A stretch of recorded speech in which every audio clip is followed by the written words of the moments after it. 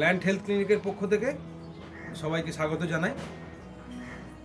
আজকে আমরা একটা নতুন ফসল নিয়ে আলোচনা করব, যেটা আপনারা টবেতেই খুব সহজে চাষ করতে পারবেন।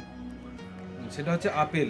টবেতে আমরা আপেল কিভাবে চাষ করব, তার সার কি দেবো, কি ওষুধ দেবো, কি কি পোকা লাগে, কি কি রোগ লাগে, সে নিয়ে আলোচনা করব।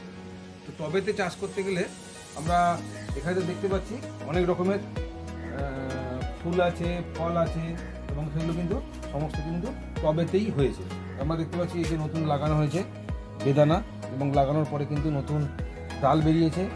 ওখানেতে আছে জাম, এটা হচ্ছে হাইব্রিড জাম আছে, কালো জাম, ওটা হচ্ছে সাদা জাম আছে, ওখানে মিষ্টি তেঁতুল আছে, সবেদা আছে, আমরা দেখতে পাচ্ছি ফলও ধরেছে সবেদাতে, লাল বকফুল আছে, এবং ঠিক ওর পাশেতেই আছে আপেল গাছ। আমরা দেখতে পাচ্ছি এই যে আপেল গাছ। আজকে এই আপেল গাছ নিয়ে কিন্তু আমরা আলোচনা করব।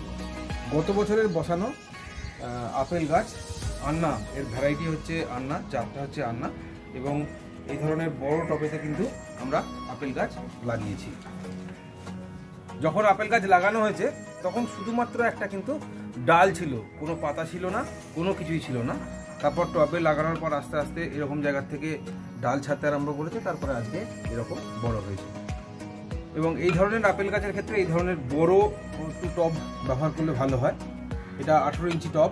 এই টব ব্যবহার করলে কিন্তু শিকড়টা কিন্তু খুব সহজেই মাটির মধ্যে পেয়ে যায় এবং খাদ্যটা কিন্তু নিয়ে রাখে।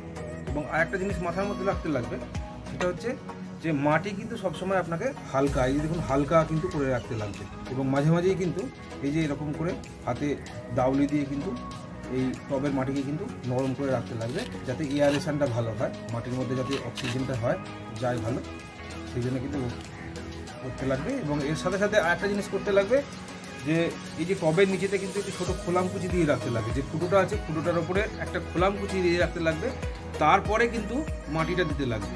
খোলামকুচি দেওয়ার কারণ হচ্ছে যে আপনি যে ওপরে মাটি দিচ্ছেন, তারপরে যদি জল পায় আস্তে আস্তে কিন্তু ওই ফুটোটা বন্ধ হয়ে যাবে। ফলে আপনি গাছ বসানোর পর যখনই জল দেবে, ওই জল গাছের গোড়াতে শিকড়তে থেকে যাবে, আর শিকড়তে থেকে গেলেই কিন্তু শিকড় কিন্তু পচে যাবে। কিন্তু আপনি যদি খোলামকুচিটা দিয়ে দেন, সেক্ষেত্রে কিন্তু জলটা পাস হয়ে যাবে, ফলে গাছের গোড়া কিন্তু আপনার পচবে না। এই জিনিসটা কিন্তু মাথার মধ্যে রাখতে হবে। এবারে এই ধরনের টব আপেল গাছ করতে গেলে আপনাকে কী ধরনের সার দিতে লাগবে সেটাকে নিয়ে একটু আলোচনা করি। তো মাটি যেহেতু হালকা রাখতে লাগবে, সেই জন্য মাটির মধ্যে আপনাদের যেটা দিতে লাগবে, পচা গোবর সার আপনারা একটা জায়গাতে নেবেন, ওর সাথে কিছু নিম খোল আপনি মেশাবেন, কিছু সর্ষে খোল আপনি মেশাবেন, এবং ওর সাথে যদি আপনি মাইক্রোনিউট্রিয়েন্ট মিক্সচার, যার মধ্যে জিঙ্ক, বোরন, ম্যাঙ্গানিজ, ম্যাগনেসিয়াম এগুলো আছে, এগুলো 10 গ্রাম আপনি মেশালেন, মিশিয়ে আপনি ওই মিক্সচারটাকে তৈরি করলেন। তারপরে কিন্তু আপনি গাছের গোড়াতে 3 মুঠো করে আপনি গাছের গোড়াতে প্রতি মাসেতে কিন্তু দিন। এবং ওর সাথে যদি আপনি পারেন, যদি অর্গানিক না করে যদি ইনঅর্গানিক করতে চান, কারণ ওর মধ্যে নাইট্রোজেন, ইনঅর্গানিক করতে চান, সেক্ষেত্রে আপনারা 10-26-26 10 গ্রাম ওই মিক্সচারের মধ্যে কিন্তু মিশিয়ে দেবেন। প্রতিটা গাছ পিছু 10 গ্রাম যেন এই আপেল গাছ পায়। আপনারা দেখতে পাচ্ছেন কিন্তু এই আপেল গাছ খাদ্য পেয়ে কিন্তু একদম চকচক চকচক করছে। এবার আপেল গাছ করতে গিয়ে কিছু কিছু সমস্যা কিন্তু আপনারা পড়তে পারেন।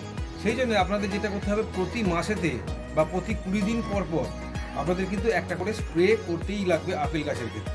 এই যে আপেল গাছ আপনারা দেখতে পাচ্ছেন, এই আপেল গাছেতে কিন্তু আজকে আমাদের যেটা দেওয়া হয়েছে সেটা হচ্ছে 19-19-19 লিকুইড ফার্টিলাইজার, যেটা আছে 10 লিটার জলেতে 30 গ্রাম গোলা হয়েছে।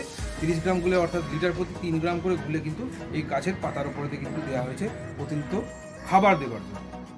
এবং এই যে আপেল গাছ করতে গেলে আমি যেটা বলছিলাম আপনাদের, যে প্রতি 15 বা 20 দিন পর পর কিন্তু আপনাকে একটা স্প্রে করে যেতে হবে। তার কারণ এই যে আপেল গাছ দেখছেন, বিশেষ করে এখন সর্ষের সময় জাপ পোকার আক্রমণ, কালো কালো পোকা দেখবেন সর্ষে গাছেতে যেগুলো লাগে, এই আপেল গাছেতে কিন্তু ওরা খুব লাগে এবং রস চুষে খায়, এবং পাতাগুলোকে, এই ডগগুলোকে কিন্তু একদম ঝাঁঝরা করে দেয়। ঠিক আছে, সেই জন্য আপনাকে থাইমিথক্সম জাতীয় ওষুধ 1/2 গ্রাম প্রতি লিটার হিসেবে আপনাকে এই গাছেতে কিন্তু স্প্রে করতে লাগবে। এবং গাছের পাতা আপনারা দেখবেন এই যে এরকম বাদামি রঙের হয়ে যাচ্ছে, এবং তারপরে দেখবেন পাতা, এই বাদামি রঙগুলো কিন্তু পুড়ে পুড়ে যায়, এবং পাতাগুলো বড় হয়ে যায়, এবং গাছের গ্রোথটা কিন্তু বসে যায়, স্টান্টেড গ্রোথ হয়ে যায়। সেই জন্য প্রতি 15-20 দিন অন্তর অন্তর বাজারে আপনি অ্যাজক্সিস্ট্রবিন 1 ml প্রতি লিটার জলে গুলে আপনি যদি এই গাছের উপরেতে প্রতি 15 দিন বা 20 দিন অন্তর অন্তর স্প্রে করেন, গাছ কিন্তু এরকম সবসময় কিন্তু আপনার চকচক করবে। মাথার মধ্যে রাখবেন প্রতি 15 দিন বা 20 দিন অন্তর কিন্তু আপেল গাছে আপনাকে কিন্তু স্প্রে করে যেতেই হবে, নাহলে কিন্তু এত সুন্দর গাছ কিন্তু আপনি পাবেন না। এটা হচ্ছে বেসিক জিনিস। আর বিশেষ করে যারা উত্তরবঙ্গে বাস করেন তাদের ক্ষেত্রে যেটা বলবো যে ল্যাদা পোকার আক্রমণ কিন্তু গাছেতে খুব সহজেই দেখতে পাওয়া যায়, যার কারণ হচ্ছে এখানেতে আপনার চা বাগান থাকার জন্য ল্যাদার আক্রমণ কিন্তু অর্থাৎ লুপারের আক্রমণ কিন্তু আপেল গাছে কিন্তু হয়। এবং এই দেখবেন যে এই সময়তে লুপারের আক্রমণ হওয়ার জন্য এই যে পাতাটা আপনারা দেখতে পাচ্ছেন পাতাগুলো খেয়ে নিয়েছে, ঠিক আছে। এই ধরনের আক্রমণ যে সিমটমসটা থাকে পাতা খেয়ে নেয়। তো এই ধরনের আক্রমণ যদি আপনার ল্যাদা পোকার আক্রমণ দেখতে পান, পোকার আক্রমণ দেখতে পান বা পাতা খেয়ে নিচে দেখতে পান, সেক্ষেত্রে ইমামেকটিন বেঞ্জয়েড 1/2 গ্রাম প্রতি লিটার জলে গুলে আপনি যদি স্প্রে করেন তাহলে সেক্ষেত্রে ল্যাদা পোকার আক্রমণের হাত থেকে বাঁচবে। এছাড়া বিভিন্ন ওষুধ আপনি পাবেন, ইমামেকটিনের সাথে নোভালিউরন কম্বিনেশন আপনি পেয়ে যাবেন, বাজারে বিভিন্ন নামে পাবেন, সেটা 2.5 ml প্রতি লিটার জলে আপনি দিতে পারেন। বা ইমামেকটিন ইন্ডক্সাকার্ব, এই দুটো কম্বিনেশনের ওষুধ আপনি পেয়ে যাবেন, ওটা 1.75 ml প্রতি লিটার জলে গুলে আপনি যদি দেন তাহলে আপেল গাছের ল্যাদা পোকার আক্রমণের হাত থেকে আপনি কিন্তু বাঁচবেন। এই যে আমরা গাছটা দেখছি আর 1 মাসের মধ্যেই কিন্তু ফুল আসা কিন্তু শুরু হয়ে যাবে। এবং আরেকটা জিনিস মাথার মধ্যে রাখবেন, টবে আপেল গাছ করতে গেলে আপনাকে কিন্তু স্টেকিংয়ের ব্যবস্থা করতে হবে। অর্থাৎ এই যে ডালটা হয়েছে সেই ডালটা কিন্তু নরম ডাল, সুতরাং একে কিন্তু একটু সাপোর্টের ব্যবস্থা করতে লাগবে। আপনারা দেখতে পাচ্ছেন এখানে কিন্তু একটা সাপোর্টের ব্যবস্থা করা হয়েছে, বাঁশের কাঠ যেগুলো আছে, কঞ্চি যেগুলো আছে বা বাঁকারি আমরা যদি বলি, বাঁকারি পুঁতে দিয়ে এবং দড়ি দিয়ে মেলে দেওয়া হয়েছে যাতে এই ডালটা কিন্তু সোজা থাকে। এখানেতেও কিন্তু একটা বাঁকারি কিন্তু গুঁজে দেওয়া হয়েছে মাটির মধ্যে এবং তারপর ডালটাকে মেলে দেওয়া হয়েছে। এই জায়গাটা কিন্তু আপনাকে এতে কি হবে, এতে আপেল গাছের শেপটা ভালো থাকবে, আপনি স্প্রে করতে আপনার সুবিধে হবে, ঠিক আছে।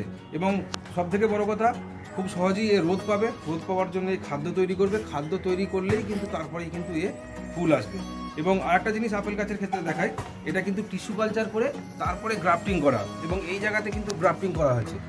এই যে রুট স্টক যেটা আছে, এই যে রুট স্টক, এটা হচ্ছে M11, এর নাম হচ্ছে M11 এর উপরে আন্না বলে যে ভ্যারাইটিটা আছে আপেল গাছের, সেটাকে কিন্তু গ্রাফটিং করা হয়েছে। টিস্যু কালচার, এটাও টিস্যু কালচার করে তৈরি করা, তারপর সেটাকে ডেভেলপ করা হয়েছে। আন্নাকেও কিন্তু টিস্যু কালচার করে করা, সেটাকে ডেভেলপ করা হচ্ছে, তারপরে কিন্তু গ্রাফটিং করা হয়েছে। এই গাছের ক্ষেত্রে বিশেষত্ব এইটাই। বাজারে বিভিন্ন রকমের আপেল গাছ আপনি পাবেন, শুধু গ্রাফটিং আপনি পেয়ে যাবেন, সেক্ষেত্রে একরকম দাম। কিন্তু আপনি যদি টিস্যু কালচার করে তারপরে গ্রাফটিং করার চারা আপনি নেন, সেক্ষেত্রে কিন্তু আপনার 1 বছরের মধ্যেই কিন্তু ফল আসার সম্ভাবনা থাকবে। এবং গত বছর আমি এই নতুন গাছ আশা করছি এই বছর কিন্তু ফল এই গাছ থেকে কিন্তু আমরা পাবো। আশা করছি টবে আপেল চাষ সম্বন্ধে আপনাদের মোটামুটি একটা ধারণা দিতে পারলাম। আপনারাও চেষ্টা করুন, আপনাদেরও হবে। অসুবিধে হলে আপনি আমার হোয়াটসঅ্যাপ নাম্বারেতে হোয়াটসঅ্যাপ করতে পারেন, কোনো প্রবলেম হলে ছবি পাঠিয়ে কিন্তু হোয়াটসঅ্যাপ করতে পারেন, আমি চেষ্টা করব আপনাদের সমস্যার সমাধান করার।